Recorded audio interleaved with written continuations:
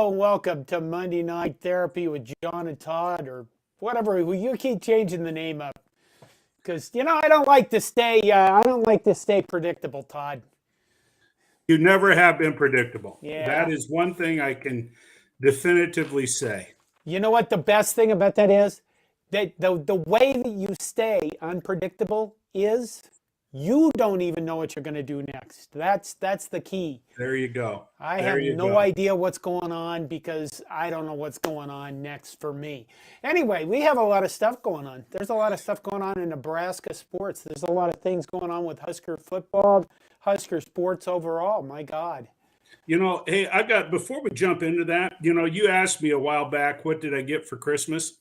And I'm still working on the best present. My niece, Kara, who married the former center at Kansas State, Adam Holtorf, she gave me a case of dear old Nebraska brew from Zipline Brewing. And I know we're not getting paid to advertise it, but this is a nice beer, and it's dear old Nebraska brew. Wow, let's show that can again. I mean, it's backwards. Why hasn't somebody named a beer like that before? I don't know, but I have seen it. I've gone down to Zipline has a tasting whatever you call it. Oh, not too far from my mom and dad's, and I pop in there occasionally on a Friday afternoon, and so good stuff. Okay, first the news. My news is this. Saturday, I do a polar plunge here in Minnesota where the high is supposed to be 11 degrees, and I'm going to jump into a frozen lake. And there's a URL where you can go and give me support. And right now, I am third in my team, and I want to be first in my team because it bugs me. So I will post this in the show notes area. By the way, hit like on the video if you're on YouTube so that the algorithm likes us more. Now we can just go right into Husker stuff. Where do you want to start? Oh, my goodness. It just seems like good things keep happening. Matt Rule and his team of coaches, they're a bunch of recruiting fools. It is nuts how many new names have popped up, either, a few of them through the portal, but, geez, we got guys coming back, dropping out of the portal, and they're going to let them stick around for a while. And we got some freshman commits or incoming freshman commits, class of 23. Geez, a lot of act. And now we have a new catchphrase, Yes. because this is awesome. And I honestly, I understand that somebody else has already put it out there, but you said it first, John. I should have tweeted it. You should have. Then you have ownership. Yeah. But we have the corn dogs. And you know what? If you would tweet it out and just spell it DAWGS, I think it's yours. That's true. I'm putting it in here. Let's see, where the hell to go? Yeah. I was supposed to read this needs a shirt. Oh my God. Hey, okay, so much for great English there. There you go. It needs the shit, corn dogs. So we got these guys. Should I just list them off, all the people we've gotten recently? Well, let's start with the corn dogs, because to me, it's pretty doggone impressive that we got three guys that got national championship rings that are going to come and play Nebraska. Now, obviously, they weren't top-line starters, but we got one of these guys that, I remember him as a freshman, and he was all SEC and pretty doggone good. So, yeah, let's start with those three. List them off, John, and chat about them. Well, Jacob Hood, offensive lineman. I think we just picked him up today. He is a offensive tackle. MJ Sherman is the edge guy. I think we talked about him before, didn't we? I think we were on him a little bit last week. And then we have Arik Gilbert, who is a tight end who, when he was a recruit, he was like the number one tight end of all time, except for Gronk. Well, and he went to LSU as a freshman. And I mean, I remember watching that kid. He was incredible.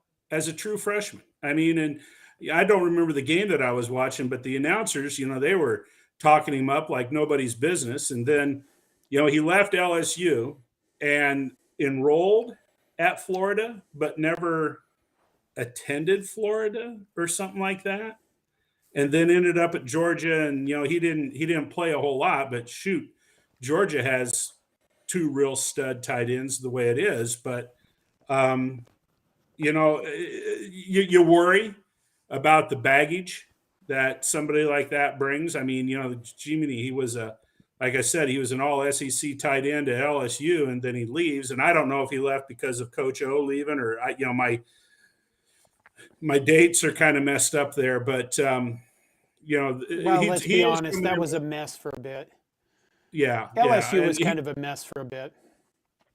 Well, he's coming in with the reputation of carrying a little bit of baggage, so hopefully it works out, and he attends to business and can contribute. So, that's pretty cool. Getting 3 Georgia Bulldogs, corn dogs, exactly.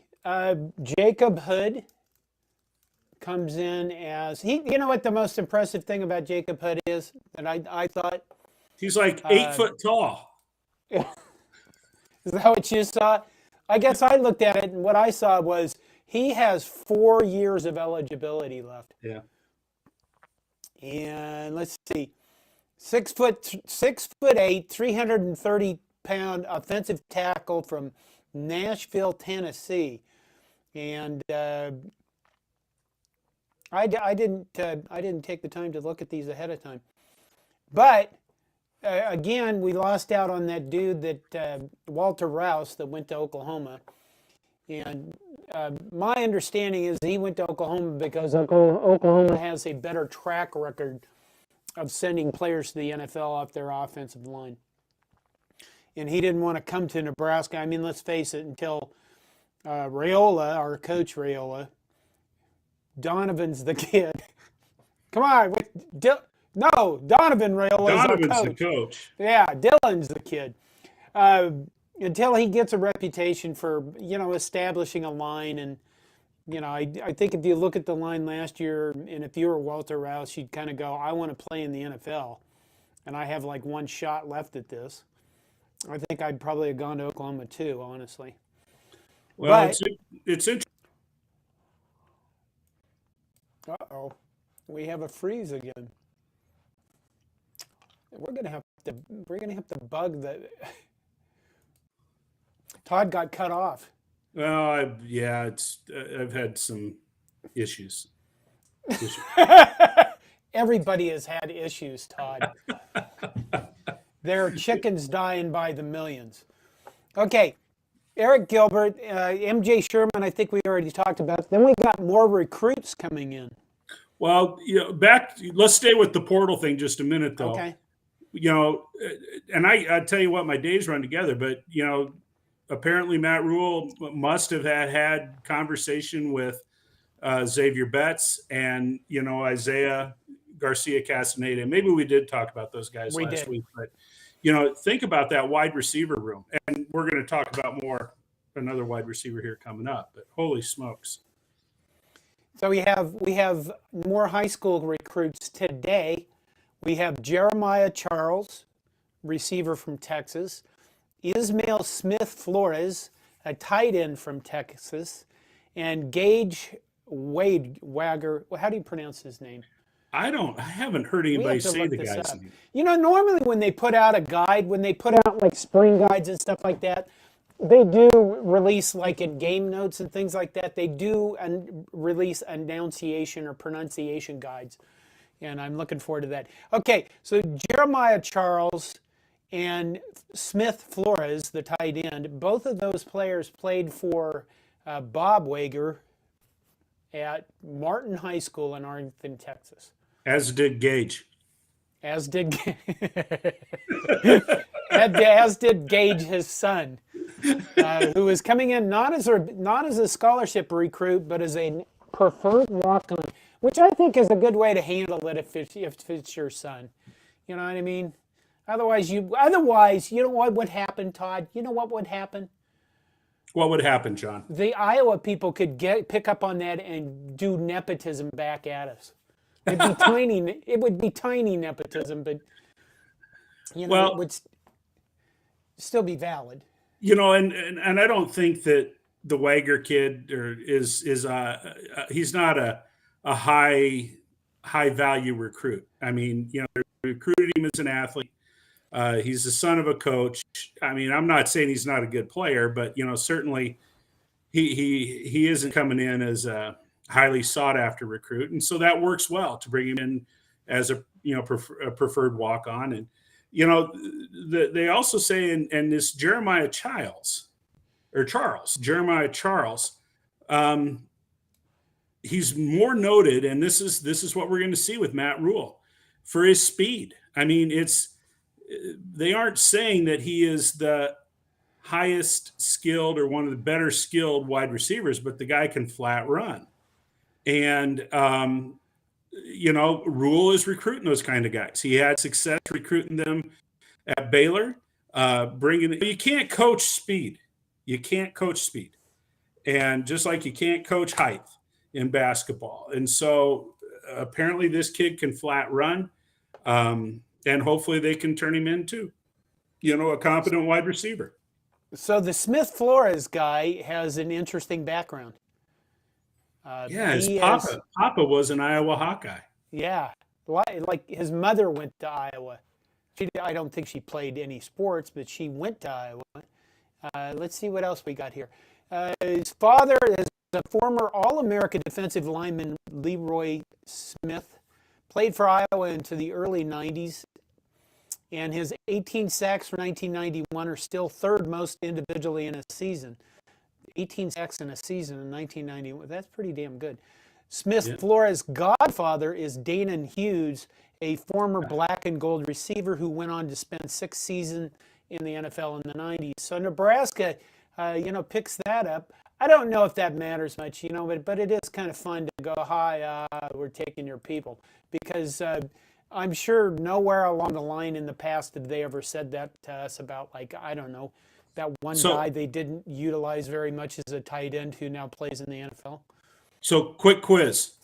What professional football team is he the color commentator for? We'll look over in our comments and see if anybody can get that real quick, real fast. What NFL team is Danon Hughes the color commentator for? John, you look at me like, what the hell am I talking about? Yeah, what are you talking about? Well, you see that I was going to have a follow-up one. I'll give you the follow-up one. I'll give this one away. Danon Hughes does color commentary for Big Ten baseball games. Oh, he does. And so a lot of the Big Ten baseball games that are broadcast on BTN, Danon Hughes does the commentary. And Danon Hughes was a two-sport athlete at the University of Iowa. Football, he played for the Kansas City Chiefs, and he played baseball as well at Iowa. So, you know what it sounds like? It sounds like our coaches are putting in a lot of work going out recruiting. I mean, I realize Bob Wager, picks up 2 players that played for him at his high school, but at the same time, you're seeing these guys all over the place. And we had a conversation, or we had a reference in our Slack room this morning from Patrick, who referenced the Dr. Rob Zadiska podcast, and they were talking about the difference in recruiting between our former coach, who's no longer with us, and the current coach, Matt Rule, and the difference on how they're approaching things. And I did, just so you know, on YouTube, I posted the link to Dr. Rob's podcast. In that, if you listen around the 8:30 mark, you'll start to get into the recruiting talk. But there was a definite difference. Literally, under the previous guy, it sounded like nobody even knew what was going on. Nobody knew who was talking to who. Nobody, Our former coach asked the Zadiskas, why isn't your son involved with us? And he had to respond, nobody's talking to him. Nobody has talked to him at all. Right. What are you guys doing?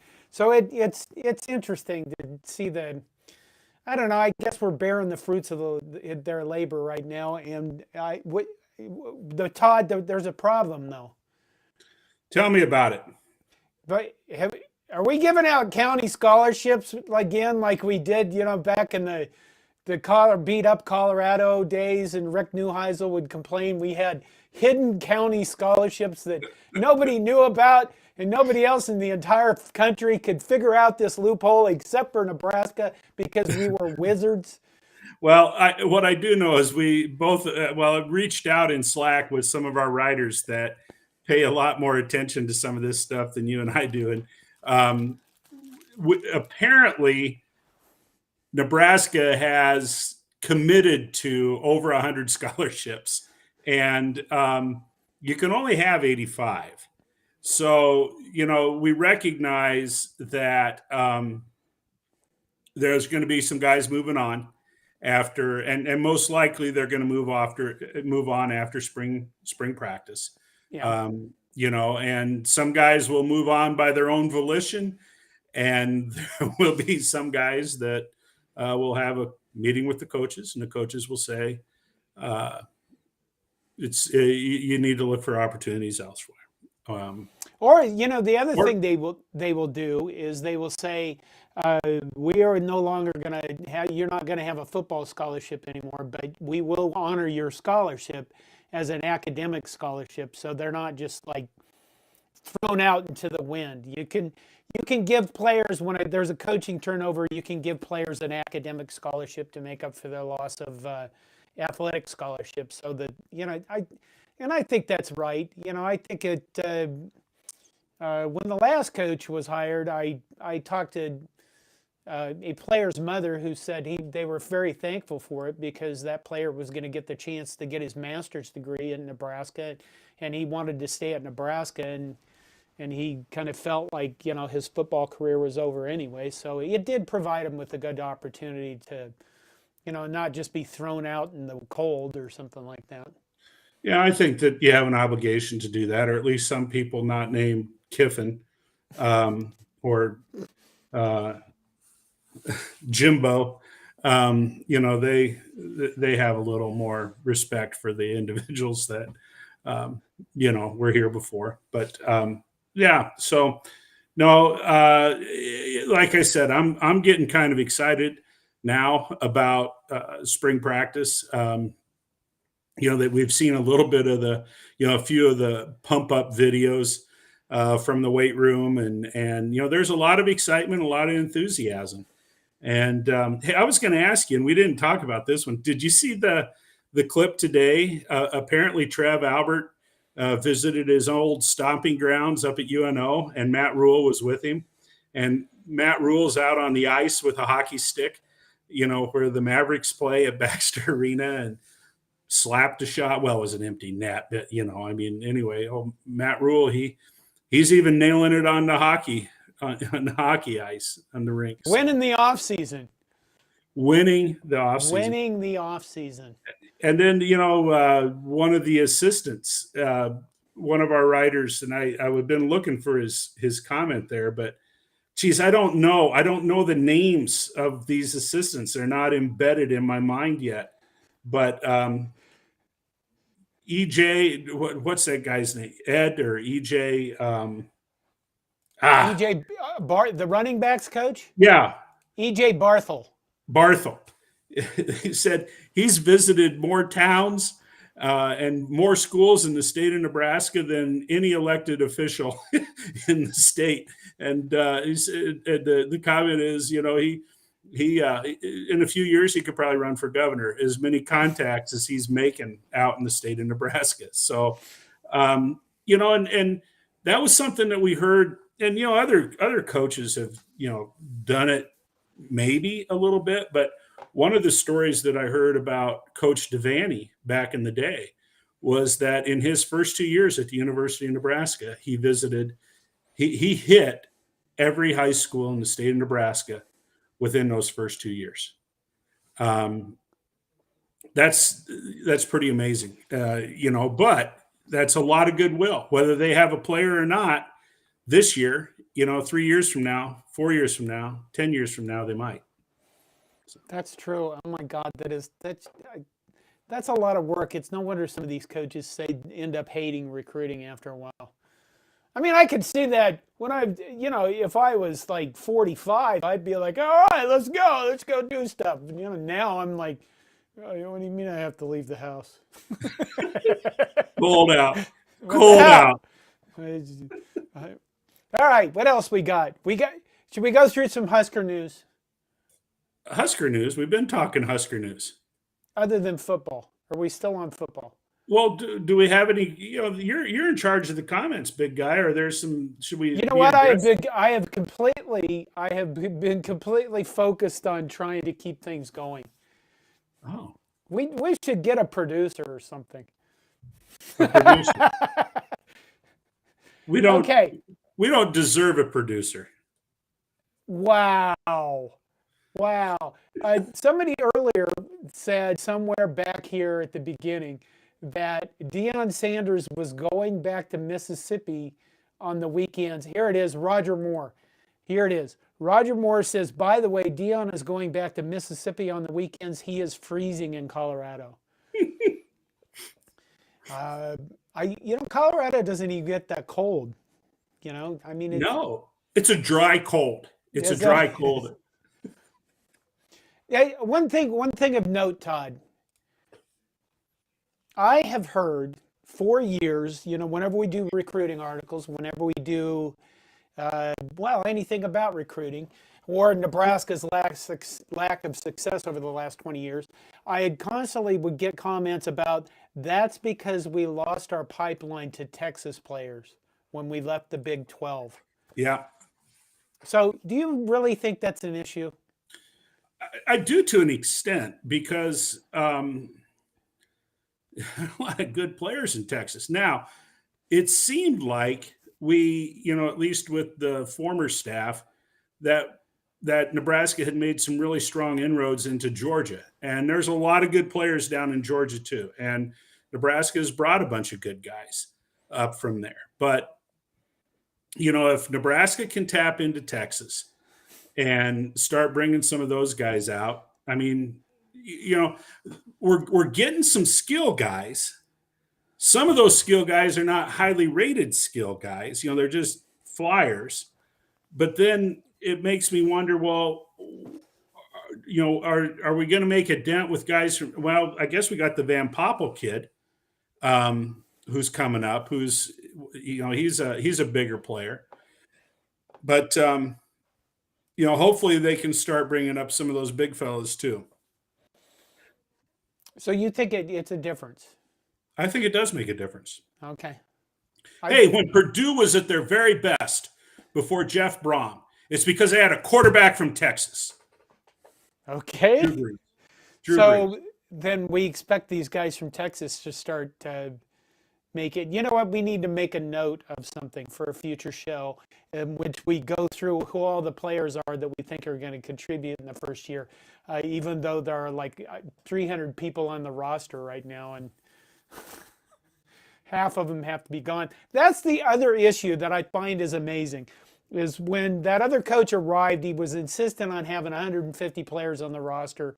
And I can't imagine how much that just screwed everything up in terms of logistics, just how much more money it was costing them to have training table and all that stuff, and just adjustments for lockers and all those things. And I can't imagine that Matt Rule is going to keep that. So even beyond the scholarship level, there has to be I would think, way more attrition than there's been so far. I think that'll be trimmed down a little bit. But, I think Matt Rule, though, I think he sees the value of having Nebraska kids on that roster. And one of the ways that you make room for those guys, is with the walk-on program. I don't think we'll see 150. Maybe we'll see 120, which, that is a significant difference. Now, I was looking over here. Vince Watson has a comment on there. Losing the 500-mile radius recruits was worse than losing Texas. I don't think I can disagree with that. Because, geez, when you think about the last 15 to 20 years. And was Joe Burrow in that 500 meters, whatever, 500 miles? I don't think Athens, Ohio this 500 miles? I don't know. I thought he was Call from Raj. Council If Tucky. Raj, Oh, as if Max you're Dugan watching, was from Council Tucky. yeah. Okay. Yeah. All right. Yeah. But they've lost some good players from that 500-mile radius. Yeah, you got to keep them home. Heck, lost good guys from inside the borders of the state. And, again, I don't I wish I remembered names better, but we had that offensive lineman that went out to Stanford. And how many guys have wore the dreaded black and gold from Iowa, that Noah Fant, Right. Noah Fant. Yeah. There have That was been one some guy really good guys. I was sad about. I don't think you can. Roger Moore said this way a long time ago. We will need grits on the training table menu for all the Georgia boys. I agree that we will, and we'll couple that. Roger Moore says the best barbecue lives in Texas, so we got to have grits for the Georgia boys, and we got to have barbecue for all the Texas boys. That's going to revolutionize the training table at the University of Nebraska. And I'd go down there and eat. I've never turned away. Of course you would. Good God. Yeah, right. Look at me. Now, not a fan of grits. No. Not a real fan of grit. Have you eaten grits, John? It's been a very, very, very long time, and I went, this is grits, huh? Okay. I've had people tell me you got to put a lot of butter on them. I've had people tell me cheesy grits, but I've tried them all, and because I kind of thought it'd be cool if I liked grits, but I just don't like. I don't like grits. No. Let's see. You had fixing the playoffs in here. Are we going to go into that? Well, we've kind of danced around that. It was a big topic of discussion a while back, and we'll kick it off here, John. Are you a fan of the 12-team play? You and I have both kind of changed our attitude about NFL football, and quite honestly, I think the last 2 weekends watching NFL playoffs has been some of the most exciting football that I've watched in a long time. I agree. So 12-team playoff, is that good for college football, or should we stick with 4? No, it's not good for college football. It's not good for college football at all. But, what did Paul Simon say? Who am I to blow against the wind? Right? So, we're going to get a playoff expansion. We knew that when they did a 4-team playoff, we were going to get playoff expansion at some point because everybody would complain about 4 teams not being enough, and maybe it wasn't fair. You knew it was going to come sooner or later, so I guess you can't stand on the tracks and let the train run over you, but I don't think it's good for college football. Although, Todd, I'm thinking constantly about starting another YouTube channel where I talk about boomer perspectives. And one of the things that I always think about is, as we get older, the world is constantly changing. So we went through the BCS and we went into the playoff. Now we're in the playoff, and now we're going to have 12. Is it worse or is it just different? And I think you can look at that from anything that, now that we're both 60 and go back to something when we're 20 and say, okay, this item, let's say music, I don't care what it is, any cultural thing. Is it good, bad, or is it just different than it used to be? And I guess I look at college football. Right now in the NFL, they're talking about doing neutral site playoff games. This has come up lately in the last few days about how the NFL may be pushing them toward neutral site playoff games. And the reason for it is because they want people to experience a NFL caliber stadium. You're worthy of the NFL playoffs, which basically means we're the owners and we want you to go to SoFi Stadium and spend God knows how much money on suites. And we don't want the team that is the best team in the NFL to get all that money. We want to distribute it throughout the NFL.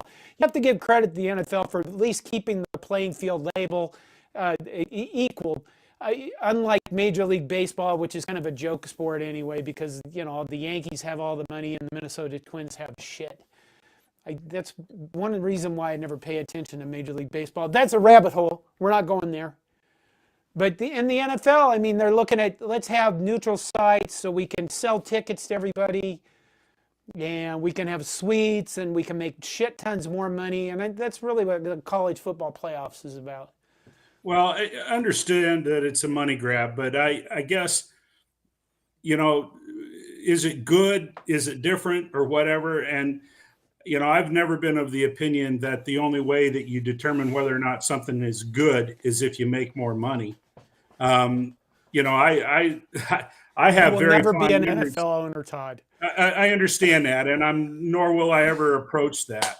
But I guess, and that would be you'd start talking about a podcast for boomers' perspective. I could have a podcast of how money has ruined college athletics, but I guess when in thinking in terms of a 12-team playoff, what I really, really hope is that they play games on campus. At least the first round, if not the second round games, play those games on campus so that you don't have to.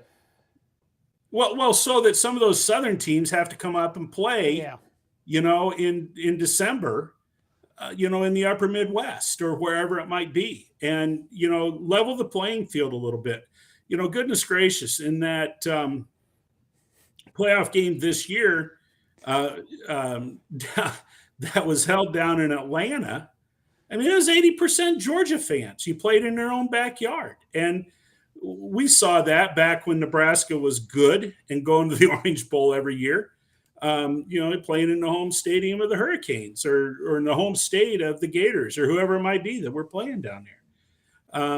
There needs to be a little bit of equity in terms of where the games are played. And I would love to see at least the first round played on college campuses, and if not, the second round played on college campuses. And then if they want to, then they put it in your bowl game systems or whatever. But it doesn't sound like that's what they're talking about. No. From what I hear is that they're going to try to integrate it into the bowl system so that they don't leave any of those people out. And once again, here we are. Just I don't know. I don't know if it's going to have make that much of a difference, to be quite honest with you. I would say that if they had to go play at Ann Arbor, we would have to ask ourselves, is the Big House a stadium worthy of a college football playoff event?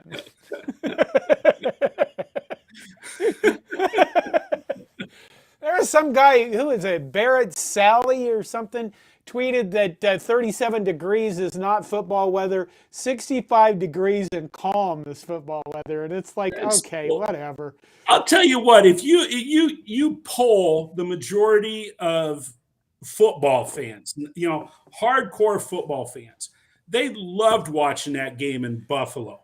They loved it because, and I don't know. There are those out there though that say, well, the weather shouldn't be a factor. You should, the elements shouldn't change the outcome of the game. And I mean, you look at what they've done with these fields in the last 15 to 20 years. I mean, they're playing on grass in some of these stadiums, and they don't even get a grass stain, because of the drainage systems and because of, the fact that, under the grass is basically sand. There's no dirt, until you get down to another layer. It's just incredible what they've done.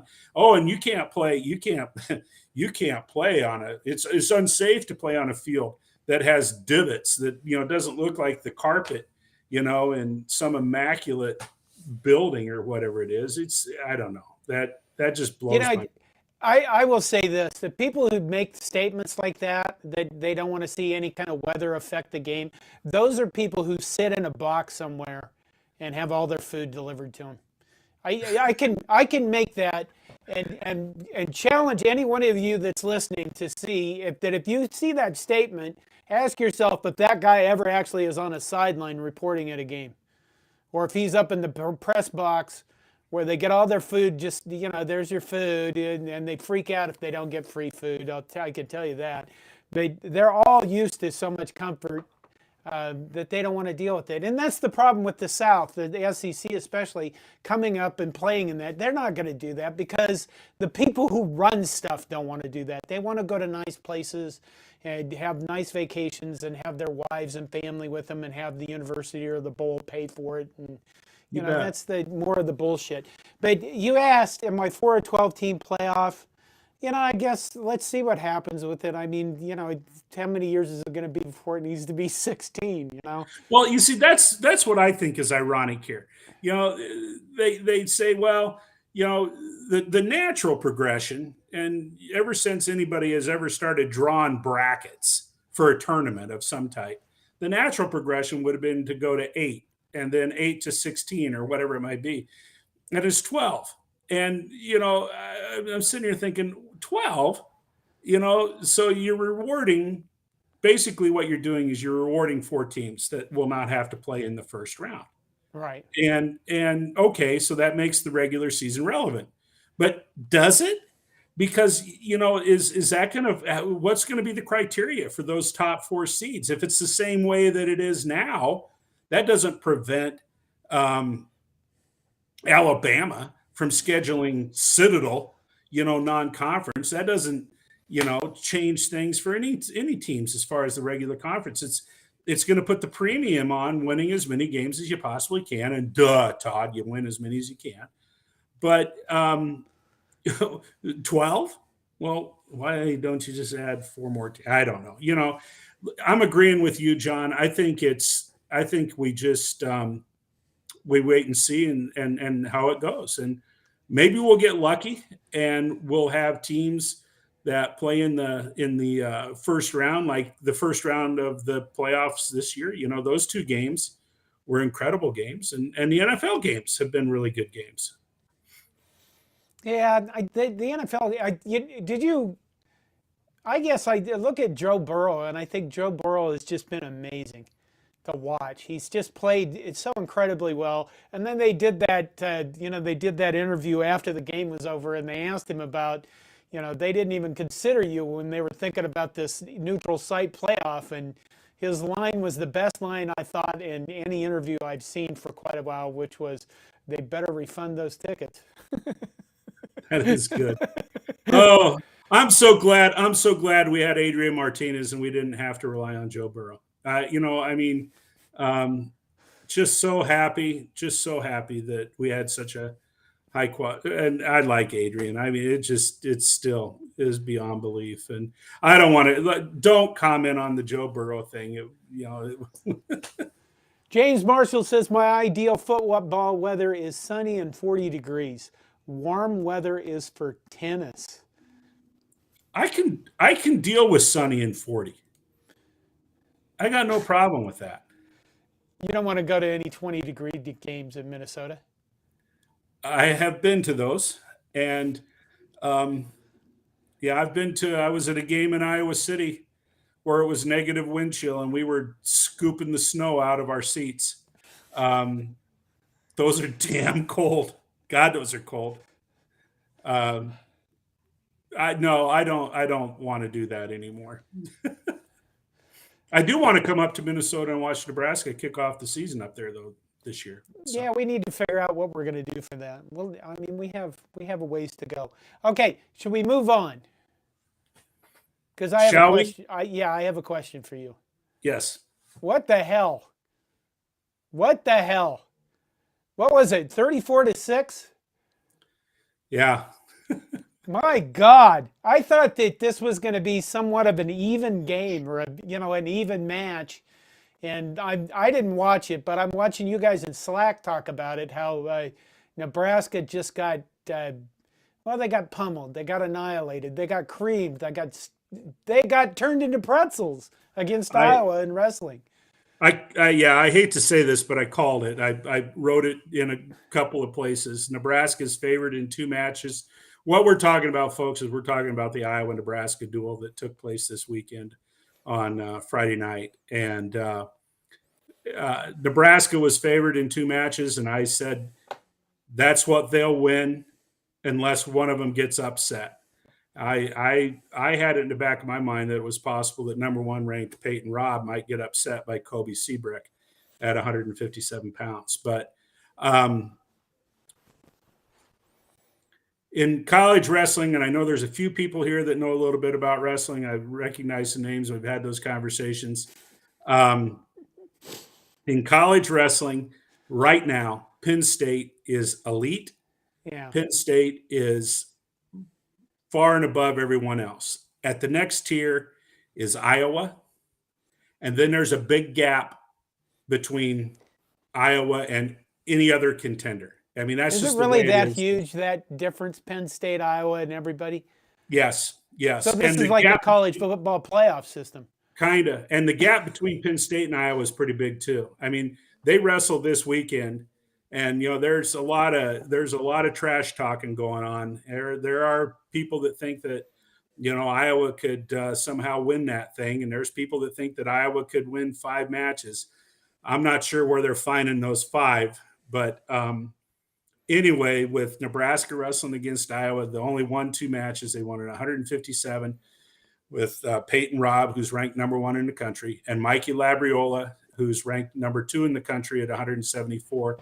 He won his match, which was a close match against Nelson Brand's, assistant coach Terry Brand's son. But it was an ass kicking otherwise. I mean, it was ugly. And should we feel bad about this? Pardon? Should we feel bad about this? No, it's the reality. It is what it is right now. Nebraska, I think, when the dust clears at the Big Ten tournament this year, I think Nebraska will be a top 5 team in the Big Ten. And at the NCAA tournament, they might be able to squeak. I don't know that they award trophies to the top 4. They'll be a top 10. I don't know. They just got too many inexperienced guys in the lineup. They're an exciting team. They're a good team. They got good years in front of them. So yeah. So I shouldn't be upset about Mark Manning? No. There's a lot of schools. There's a lot of schools with wrestling teams that would like to have had the success that Nebraska has had, and they would love to have Mark Manning as their head coach. Well, Nebraska basketball took another hit, and I'm not talking about the loss to Penn State where they didn't shoot their free throws worth a damn. Nebraska lost another starter for the season when Emmanuel Bandoumel went out with a knee injury, and you could kind of see it during the game as he went toward the basket and then he just fell over and was obviously in a lot of pain, grabbing his knee, and had to be helped off the floor. And I think all you could think was, okay, well, that's it for him. And we lost Juwan Gary. Losing Bandoumel probably was our most flexible defender. I think it hurts a lot because he was versatile. Maybe not the biggest scorer, but I think he just he could take the other team's best player and pretty much shut him down. Okay, or at least irritate them to death. Okay, John, I don't, and I've said it before, I don't pay that close attention to basketball, but was Bandoumel one of the 2 guys that Trev Alberts invited over to West Stadium and gave him a black shirt? Okay. Yeah.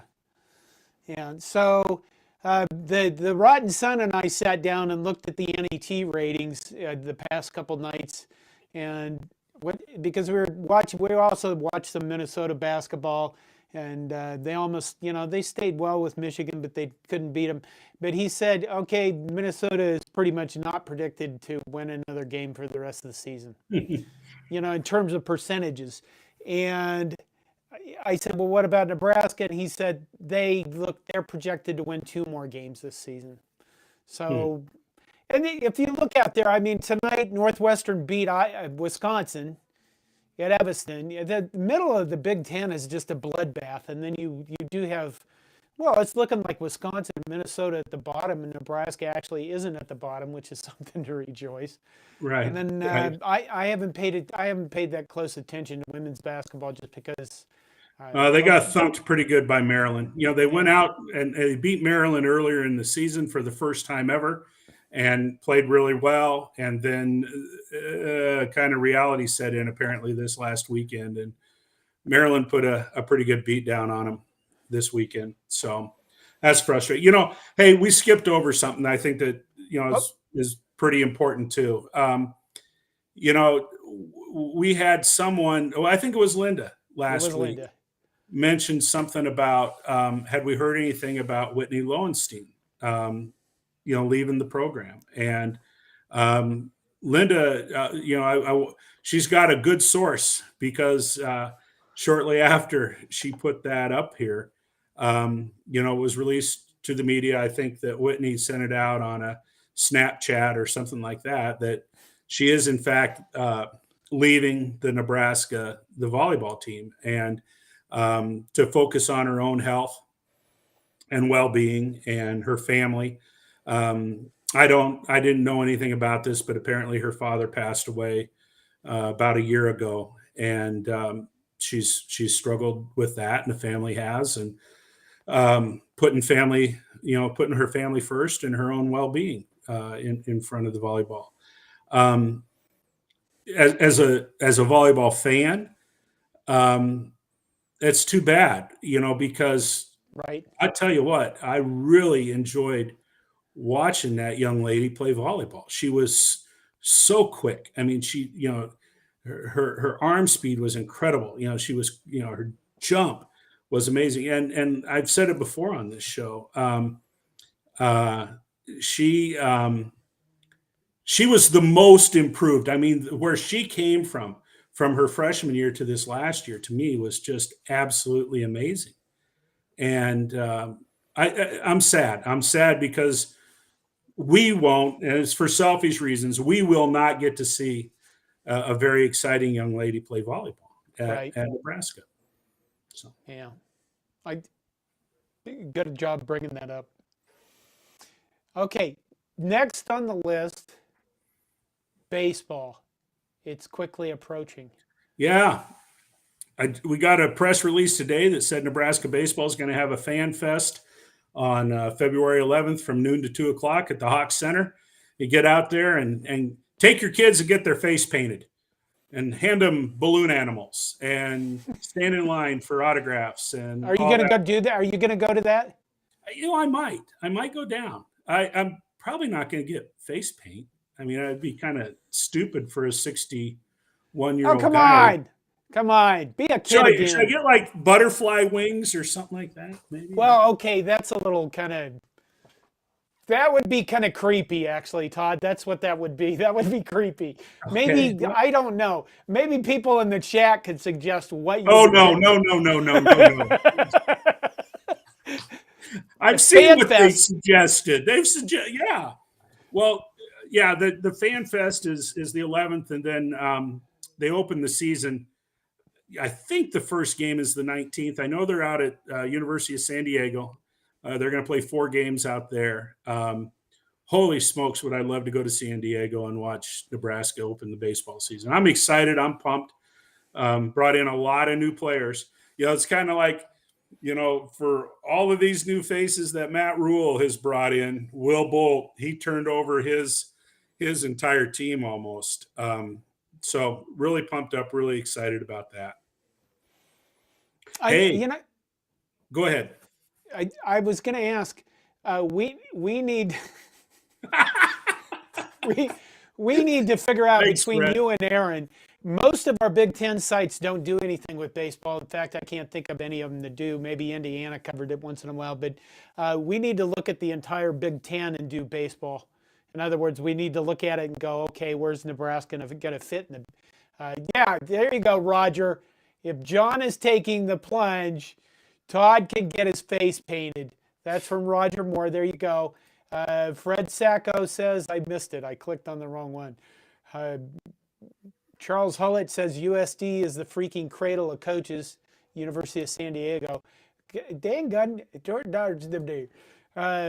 Fred Sacco says, don't paint your face up, Todd. That's a cover of a horror movie on VHS. Very good, Fred. And Beetle B said, had a Runza yesterday. Roger Moore asked Runzas, and These with guys know this, our script. They know our script. they do. They know our script. They know what we're talking about next. I don't know if any of you saw it, and I need to figure out how to incorporate graphics into this thing a little better. But Runza announced, what, 2 days ago? That they I are saw it coming today, out. but That they are coming out with chili and cinnamon roll ice cream. I want to know in this chat, cinnamon roll and chili ice cream, who's going to try this stuff? Because that just, I get the whole chili and cinnamon roll thing. It's not a thing that I do. I think it started after I left Nebraska. It doesn't sound horrible, but it really depends on the chili. But putting them together in ice cream, come on. That just I sounds think like, it sounds great. I think it sounds great. are you serious? Oh, I'm pumped. Yeah, absolutely. Then you are going to get some, and you're going to I eat will. it on I the am show. going to get some. And you know what? I'll tell you what, some of the best ice cream I ever tasted, and people said, oh, this is going to be horrible. Maple bacon ice cream. That was some of the best stuff I ever tasted in my life. It's Fred Sacco. Cinnamon roll chili ice cream is Runza pregnant. That's exactly what it sounds like. That is exactly what this sounds like. It's some kind of horror novel combination of craving that nobody in their right mind would put together. There's the second quote that we need to copy and save for the quote Hall of Fame. Fred, you're on the board with that one. Holy smokes. Todd, we still have almost 8 minutes left. Yeah, we do. You know, somebody said, I thought I saw over there, Runza's chili is the best. I've never eaten Runza chili. Really? You're going to have to try it, I guess. I think I'll try the ice cream first, and then I'll, because it's ice cream. But oh my God. I did eat Wendy's chili once. Actually, I think I consumed it twice in the same setting. I think that. You know what goes with chili, Todd? Cinnamon rolls. No. It's from your past. MD 2020. Well, that's where I was at. Oh, do they still sell that stuff? MD 2020? Yeah. I haven't looked on that shelf of the liquor store. Fortunately, I've generated enough income. I don't have to go to the shelf with Mad Dog 2020, Boone's Farm, and Thunderbird. I've been able to stay away from that shelf. We could end this with that story. Oh, Jesus. We want to tell your entire story.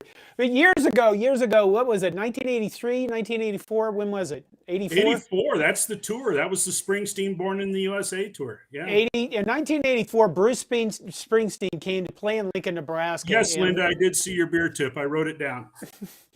and Bruce Springsteen was coming, and they were going to sell tickets. And I remember how this happened for me. One of my roommates came home from the bar, and he's half drunk, and he said, they're already lining up down by the Union for Springsteen tickets. We need to get in line now. And what was it, Wednesday night, Tuesday night? I think it was Tuesday night. They were going on sale Sunday morning. So what happened was we went down, two of us went down, and there were you couldn't buy as many tickets as you wanted. You had a limit on the number. You had 4 per person, was that it? Okay, yep. So we took like 2 of us went, or 3 of us? Well, 2 went, and somehow we had a total of 6 spots. We got a total of 6 spots in line. I remember that. I know that night it was raining and it was cold, and I slept on the pavement on the sidewalk next to the student union so that we could have a spot in line. But what happened was this tent city got built up on campus waiting for those days for the Springsteen tickets to go on sale, and it was a raucous good time held by both college students and adults. And the Daily Nebraskan wrote an article that stated we were wreaking havoc across campus. And I don't think we were wreaking havoc across campus. We were certainly wreaking a little havoc around the student union. And part of that involved some libations. Yep.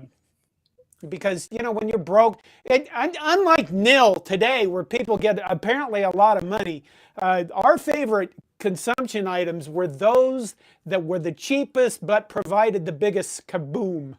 And as Todd named them, MD 2020, God help us, Boone's Farm, and Thunderbird wine, which when we found it at N Street, still had dust on all the bottles.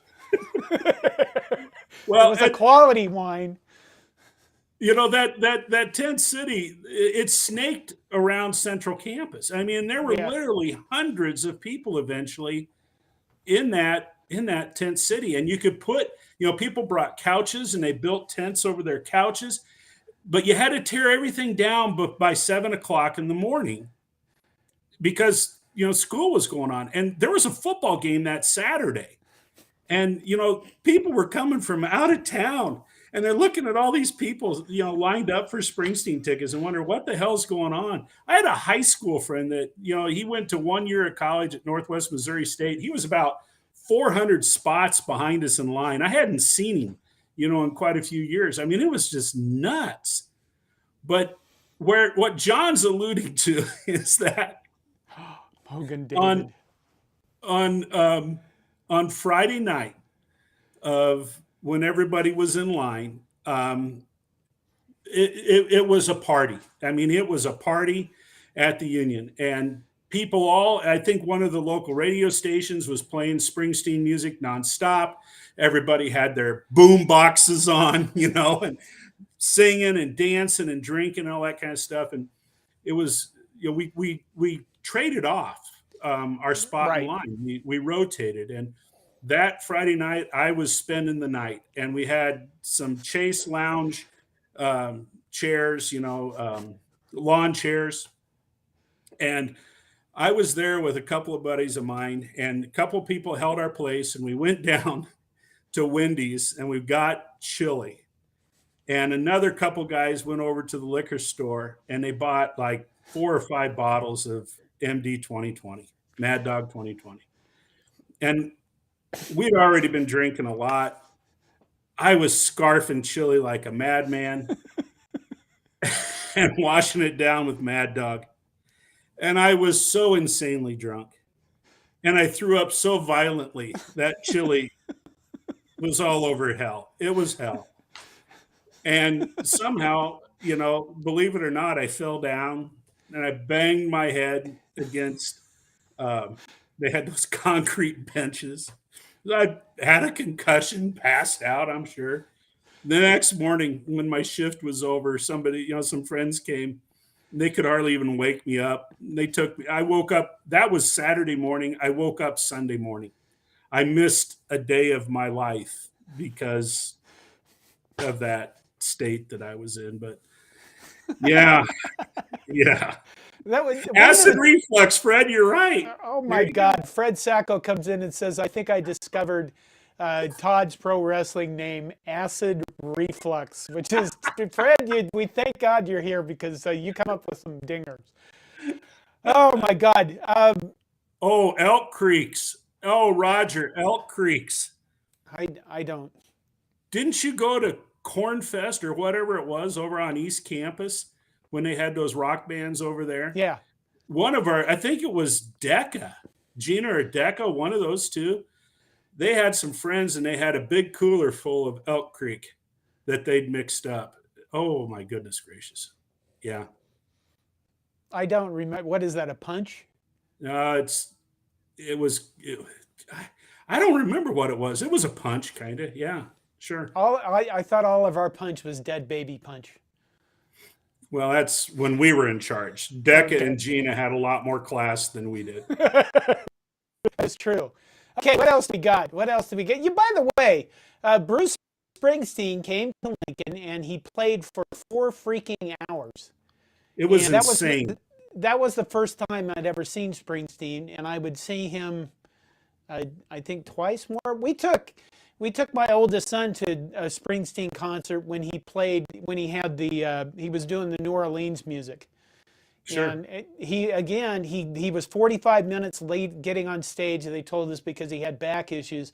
But then he came out and he played for 4 freaking hours again. The guy was like he's dead. He is an amazing showman. He's probably easily the best live concert I've ever seen, just because his music is so.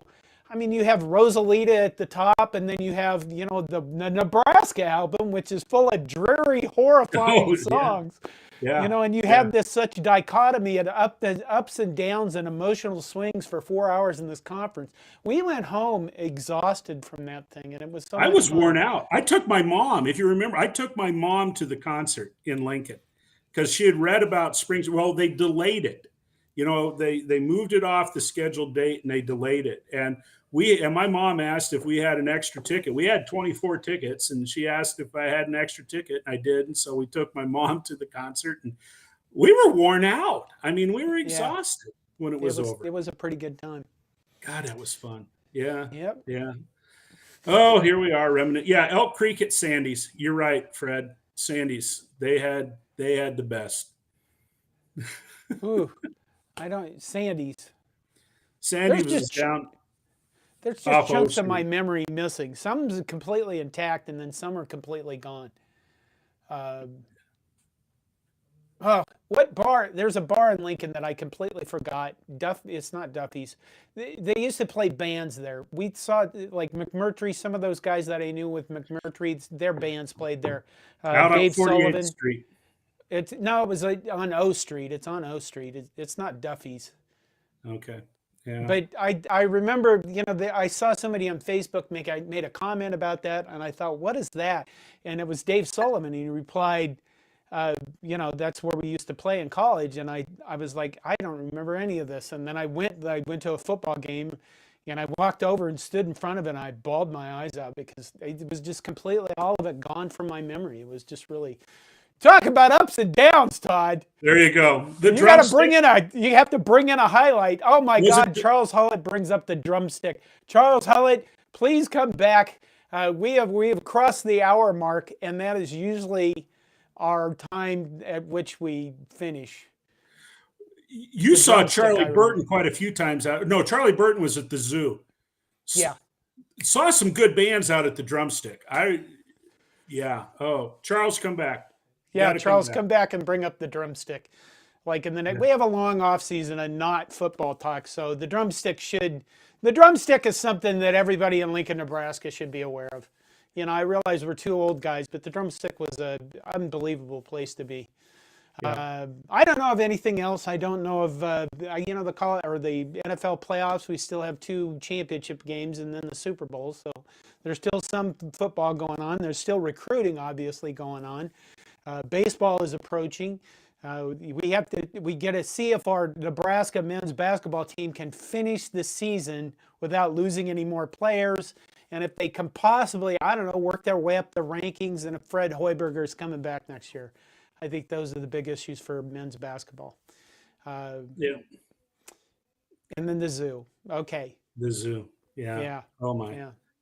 Okay. Todd, good night. Hey, good night.